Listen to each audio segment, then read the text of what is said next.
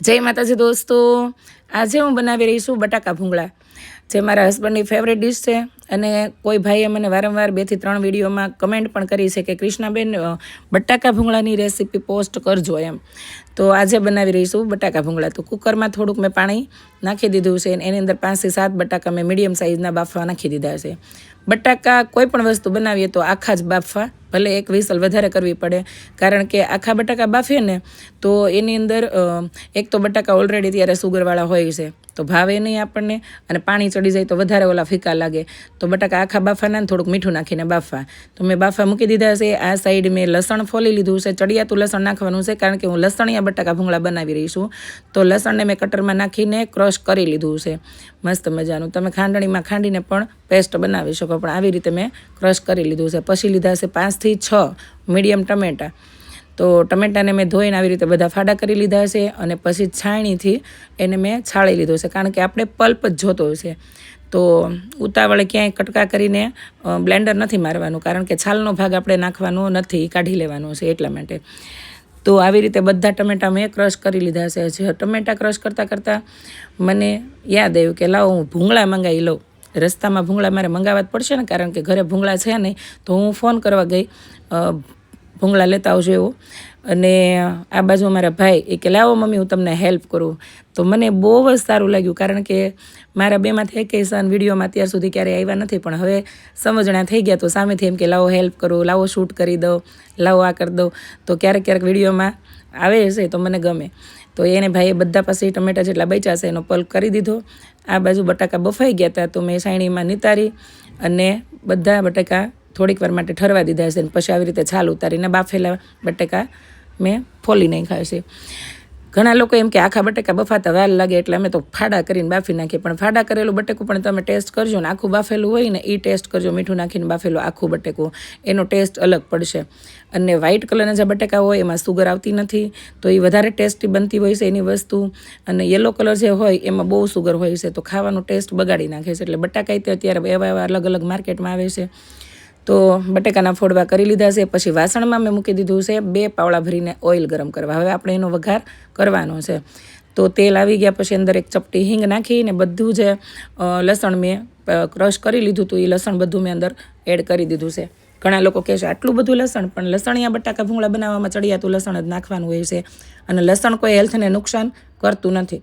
એમ તો લગભગ બધું હેલ્થને નુકસાન જ કરે છે, પણ આપણે બધું ખાઈએ જ છીએ ને, તો લસણ કાંદા વધારે ખાવા ડૉક્ટર સજેસ્ટ કરે એ પહેલાં.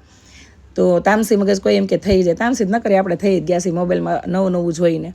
તો લસણની 2 થી 3 મિનિટ ફૂલ ફ્લેમ ઉપર ફ્રાય કરીને પછી મેં અંદર નાખી દીધી છે જે ટમેટાનો પલ્પ આપણે બનાવ્યો હતો એ.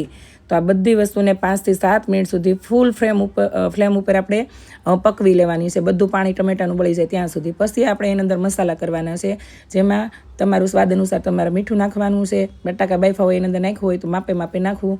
પછી થોડીક આપણે નાખી દીધી છે હળદર, અને અંદર પછી એડ કરી દીધું છે મરચું પાવડર વધારે નાખવો, કારણ કે બટાકા ભૂંગળામાં તીખા સારા લાગે. એટલે મેં 1 ચમચી ભરીને નાખ્યું છે કાશ્મીરી મરચું પાવડર, અને 1 ચમચી ઘરનું મરચું, જે અમારા ઘરનું પોતાનું છે એ. કારણ કે એ તીખું સારું છે અને પેલું કલર પકડાવવા માટે.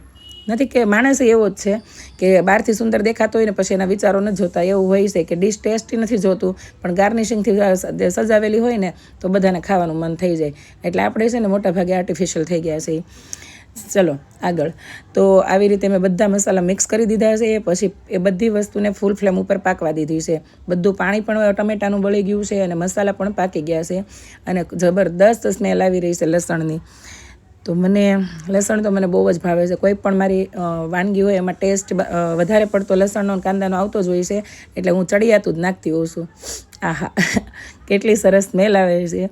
અને આપણે મસ્તી તો કોઈ દિવસ મસ્તી રૂકની નહીં ચાહીએ. તો મસ્તી કરતાં મેં મસ્ત મજાની ગ્રેવી પકાવી લીધી છે ટામેટા લસણની, અને મસાલા મસ્ત પાકી ગયા છે, ચડી ગયા છે. હવે આની અંદર આપણે જે બટાકાના ફોડવા કરી લીધા હતા એ એડ કરી દેવાના છે. બને તો નાની બટાકી માર્કેટમાં મળે જ છે. આખી તમારે નાખવી હોય તો એવી બટાકી બાફી લેવાની, નહીંતર આવી રીતે મોટા ફોડવા કરી લેવાના. તો બધું મિક્સ કરી દીધું છે ગ્રેવીની સાથે મેં બટાકાના ફોડવા. અને પછી બટાકાના ભૂંગળા હજી પડ્યા છે માર્કેટમાં, તો મારા હસબન્ડ ઓફિસથી આવશે ત્યારે લેતા આવશે, પણ પહેલાં મેં આ કામ પતાવી દીધું છે. તો તમે જોઈ શકો છો, લુક લાઈક ટેસ્ટી તો હોય જ, એમાં કંઈ ઘટે જ નહીં. માં ખોડિયારનો હાથ છે, અન્નપૂર્ણાનો હાથ છે. તો આવી રીતે તમે પણ ઘરે બનાવો લસણિયા બટાકા ભૂંગળા. અને ઘણા લોકો બટાકા બાફીને પછી ઉપરથી ચટણી મીઠું ને આંબલીની ચટણીને એવું નાખીને બનાવતા હોય છે, પણ અમે આવી રીતે બનાવીએ છીએ. અને તમારે જો ખટાશ નાખવી હોય, ટમેટા તો હોય જ ઓલરેડી અંદર, પણ તોય તમે લીંબુ ઉપરથી એડ કરી શકો. મેં ઓનલી ધાણા ગાર્નિશિંગ કર્યું છે. હવે આપણે મારા હસબન્ડ આવી ગયા છે ઓફિસથી, ભૂંગળા લેતા આવ્યા છે, તો પાછળથી આપણે ભૂંગળા હવે તળી લેવાના છે. ભૂંગળા તમે અગાઉ તળીને મૂકી દો તોય હાલે, પણ મેં પછી ભૂંગળા પણ તળી લીધા છે. તો વાસણમાં તેલ મૂકી દીધું છે ગરમ કરવા. સરસ તેલ ફૂલ તેલ આવી જાય ને ધુવાડા નીકળે એવું પછી આપણે ભૂંગળા તળવાના છે, એટલે એ બધા ભૂંગળા સરસ મજાના ફૂલી જાય. માપે માપે તેલ આવ્યું હોય ત્યારે નહીં, બરાબર. એટલે આવી રીતે બધા ભૂંગળા મેં તળી લીધા છે કાથરોડ ભરીને.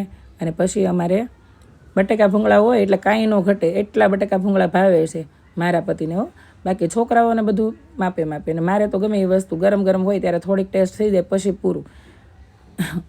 તો બટેકા ભૂંગળા થઈ ગયા આપણા રેડી. અને તમે પણ